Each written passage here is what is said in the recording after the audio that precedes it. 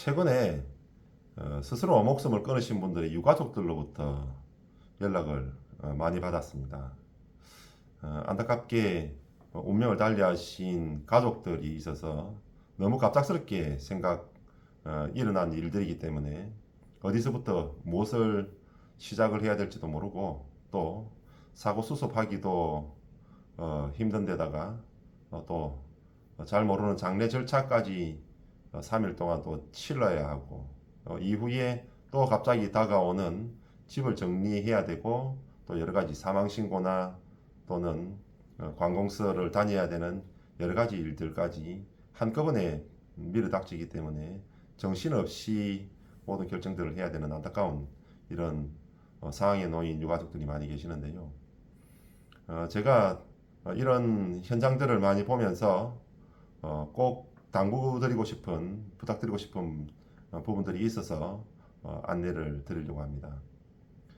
이런 일들이 절대 발생하면 안 되겠지만 한 해에 약 13,300명 가량의 자살자가 있는 것이 우리나라의 현재 지금 상황입니다. 어쨌든 죽음이라고 하는 부분들, 사망 사건이 발생을 하고 나면 3일 동안의 장례를 치르기 위해서 24시간 이후에 이제 입관이라고 하는 절차를 거치고 또 상복을 갈아입고 성복제라고 하는 부분들을 지내게 되고요.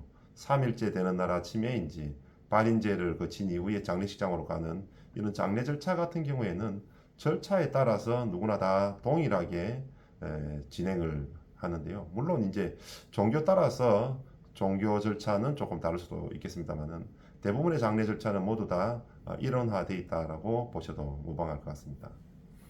하지만 이제 장례가 끝난 이 다음에 그리고 남아있는 부분들은 상황이 전혀 다르게 되는데요. 누구나 다 다르기 때문에 단 한 사람도 같은 상황에 놓여 있지는 않습니다. 그럼에도 불구하고 대부분 다 어떻게 생각을 하시느냐면요. 일단 먼저 살고 계시던 집부터 빨리 비워줘야 되겠다라고 생각을 먼저 하시는 것 같습니다.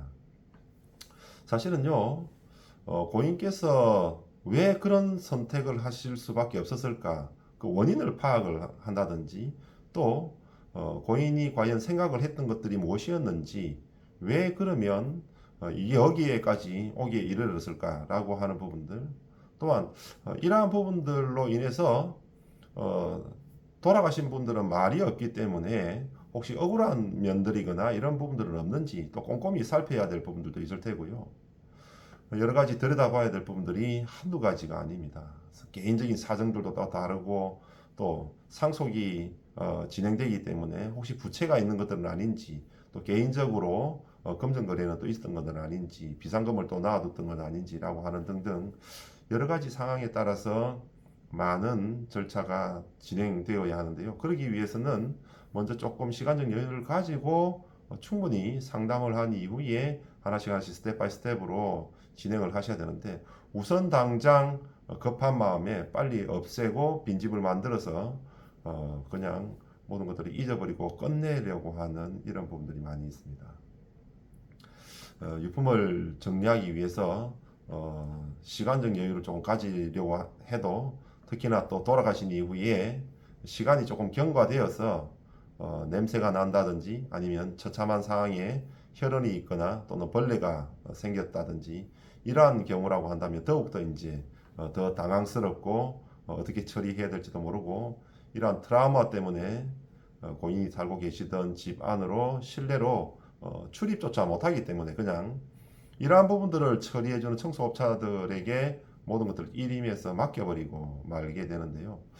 청소나 이러한 부분들을 만약에 맡기게 된다면 절대 모든 것들을 다 일임하거나 하지 마시고 제일 먼저 하셔야 될 부분 중에 첫 번째는 그 임종한 장소, 거기에 있는 혈흔이거나 또는 이불 또는 옷가지라든지 이러한 부분들만 먼저 눈에 보이는 시각적인 부분들만 먼저 없애달라고 부탁을 하신 이후에 냄새가 나는 부분들은 천천히 환기를 좀 시키고 그리고 시간이 조금 더 지나고 나면 냄새는 조금씩 사그러들기 때문에 그 다음에 조금 더 시간 여러 가지고 차근차근히 정리를 해 나가기를 꼭 좀 부탁드리겠습니다.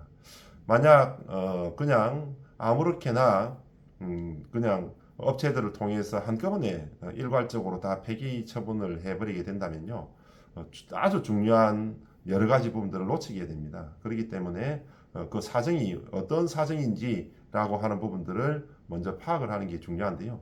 그러기 위해서는 반드시 장례를 전문적으로 주관했었던 장례 지도사하고 함께 의논을 하거나, 또는 장례 주관자가 아니다 하더라도 유품을 전문적으로 정리하고 있는 유품정리 전문가, 또는 변호사라든지 이러한 분들, 또는 법무사, 이런 분들과 함께 상의를 하셔서 그 다음에 충분히 다음 절차가 어떤 일들이 일어날 것인가라고 하는 부분들을 숙지를 하신 이후에 물건을 손을 꼭 좀 대주셨으면 하는 이러한 바람에서 말씀을 드렸습니다.